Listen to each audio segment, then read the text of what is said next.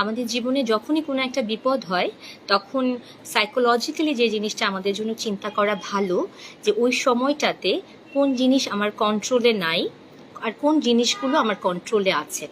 যে জিনিসগুলো আমার কন্ট্রোলে নাই সেখানে অধিকাংশ মানুষ বেশি সময়, বেশি এনার্জি, বেশি এফোর্ট ব্যয় করে থাকে।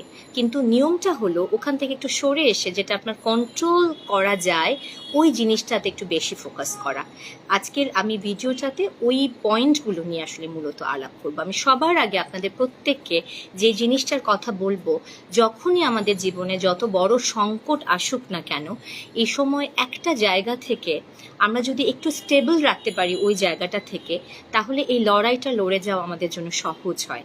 এবং সেটা হচ্ছে আপনার পরিবার, এবং পারিবারিক বন্ধনের দৃঢ়তা, এবং সেই পারিবারিক বন্ধনের মধ্যে একে অন্যের প্রতি সহানুভূতিশীলতা। এবং এই জন্যই বলছি যে যত এই সময় আপনার দ্রব্যমূল্যের দাম বাড়ুক, যা কিছু হোক, আপনার ঘরটা যেন এমন একটা জায়গা হয় যেখানে আমরা একবেলা খেয়েও ভালো থাকতে পারি। আমি জানি যখন আমাদের ভীষণ অভাব থাকে তখন এই ভালোবাসাগুলো অনেকটা লেকচারের মতোই শোনায়, কিন্তু যাদের পক্ষে সম্ভব তারা যেন এটার জন্য আপ্রাণভাবে চেষ্টা করি।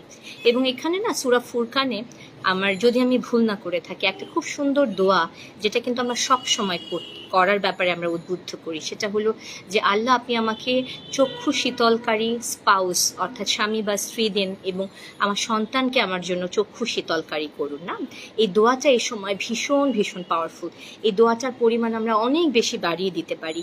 এবং এখানে না দোয়াটার দুটো অংশ, এটা আমি নিজে বিশ্বাস করি। একটা হলো দোয়াটা আমরা করছি, আমি চাই আমার সন্তান আমার জন্য চক্ষু শীতলকারী হোক, আমার স্বামী আমার জন্য চক্ষু শীতলকারী হোক, রাইট?